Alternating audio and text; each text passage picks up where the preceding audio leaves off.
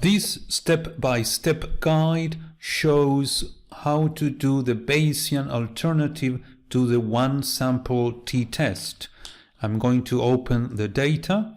I'm going to use recent files. You will have to use computer and browse, and you locate the folder where you stored the data. But I've got it here because I've used it recently. I'm going to use the Galton data. So I'm going to pretend that this column doesn't exist and that I only have the data in this column, which is children. So this is a study that Francis Galton conducted in the 19th century, in which he collected the heights and he measured in inches of parents and children. So let's say that these children are people in their 20s and parents in their 50s. So, but we don't have this data. What we have is information that the height of the mean height of people in their 50s is 68.5. Where do we get this information? Well, maybe there is we've got a record of what Galton did, but we don't have the actual data. So there is a report in the literature that Galton collected data in people in their 50s, and the average height is 68.5 inches. That's all the information we have. We don't have the data. So the one sample t-test will allow us to determine whether the sample, or to investigate whether the sample that we are collecting that is with people in their 20s comes from the same population of values of people, the heights of people in their 50s, or if it comes from a different population of values. So that's the one sample t-test. Okay, so what we do is, and let me show you that it's a very large sample of 928 measurements. So we go to t-test, and here we've got a classical analysis. We are going to do the Bayesian one sample t-test. So basically we are going to have child as variable, and we put it there. We ignore parents. And here we need a test value. The test value is the mean to which we want to compare, with which we want to compare our sample. And that's 68.5. So why 68.5? Well, because we've got the information in a paper or in some register that the average age of people in their 50s is 68.5. And so I just press enter after I indicated 68.5 in the test value. Okay, so important things to take into account for calculating the Bayes factor. Here we need to determine what's the alternative hypothesis. If the alternative hypothesis is that there is a difference, then we use this value.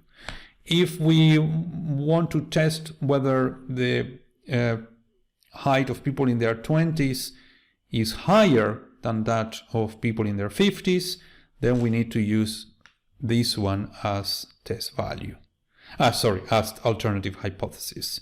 And if we want to test whether the height of people in their 20s is lower than that of people in their 50s, we need to tick this. Right? Simple. Things that you learned long time ago. So let's keep different.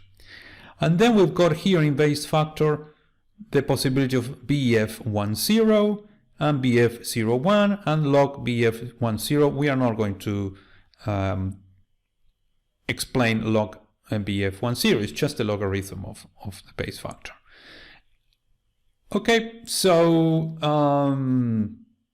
now we just if we use the default values, as soon as you change the test value and you press enter, you get here the Bayes factor. So Bayes factor 10 is 7,299. So basically it's saying that the alternative hypothesis is way much more likely than the null hypothesis given the data. So let's corroborate by looking at descriptive statistics. So additional statistics, descriptives. So the mean of height of these people in their 20s is 68.088 inches. And this is the standard deviation, 2.518. Okay, so we compare this mean of 68.088 with a mean of 68.5, and we find that there is a huge, so the Bayes factor says that this mean of 68.088 comes from a different population, or there is extremely strong evidence that comes from a different population, because the alternative hypothesis is much more likely than the null hypothesis. Now you may think that the values are not that far, but because we've got a very large sample size of 928, that gets into the model and it's taken into account. If our sample size was 28 instead of 928, the Bayes factor would have been much smaller value than this one. Okay, so things to take into account. We do BF01 if we want to determine what's the probability of the data under the null hypothesis over the probability of the data under the alternative hypothesis. And this is a very small number. We use the scientific notation. So E minus 4 indicates you have to move that dot 4 places to the left. So that would be the Bayes factor 0.1.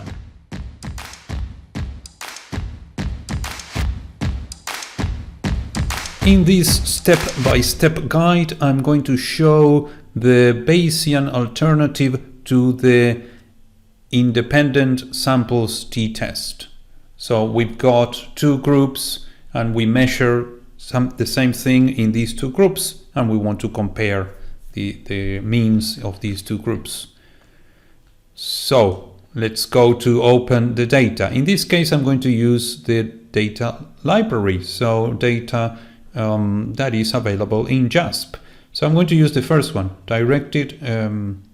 I show you how to go. So you usually get here, data library, and you choose the type of data you want. This one is for t-tests.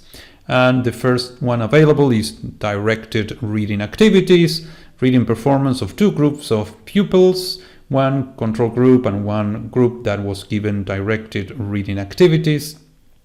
So we want to measure the difference between these two groups, one experimental group and one control group. Okay, so we go there. The analysis is already done, but it's done for the traditional t-test. Okay, so first let's look at the data. So we've got the ID, so that tells us how many participants. So we've got 44 participants, and then group. This is a nominal variable that has the value treat for those participants that received treatment. So these are 21 who received treatment, and then control for the rest. And then we've got the measurement of the dependent variable and measure for all the participants. Okay, so that's the way you put the data when you've got independent samples. That is two groups. So that's the way the data is organized. So let's go to t-test. Now we have to do independent samples t-test. If you want to do the classical, then you press there. But we are going to do the Bayesian alternative, Bayesian independent samples t-test. Okay, so we are going to put the dependent variable that we measure, DRP, and then grouping variable, and that's group. Okay, so now we need to define the alternative hypothesis.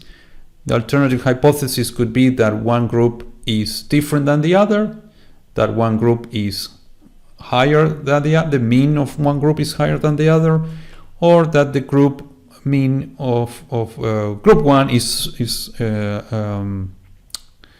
lower than the one of group 2. So in Bayes factor we have BF10 and BF01, and basically we want BF10 at this stage. We are not interested in prior and posterior distribution. We want descriptive statistics, and we've got descriptives. We've got a descriptive plot. So we've got control here and treatment there.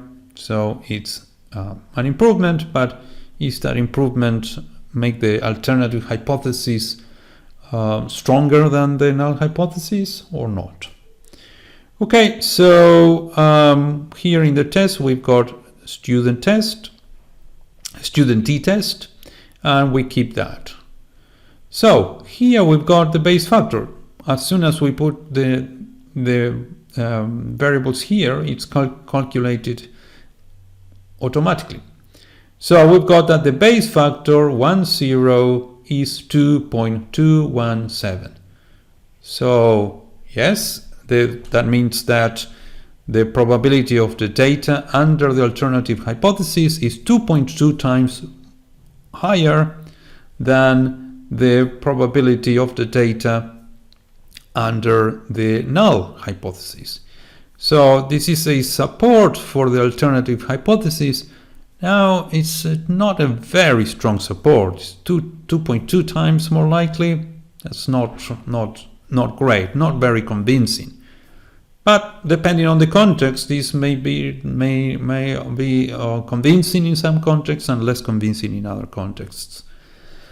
So what else here? If you believe you've got the skills to do this, you can modify the prior. So in prior, we've got the default prior is for the prior distribution of the effect size, the delta that we mentioned in the masterclass.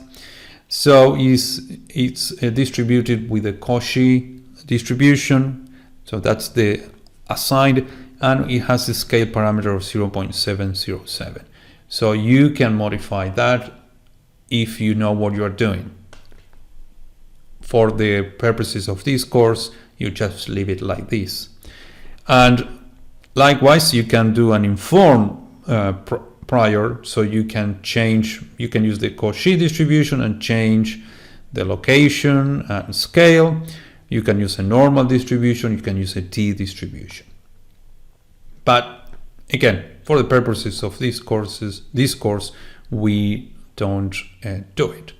Now we may want the Bayes factor 0.1.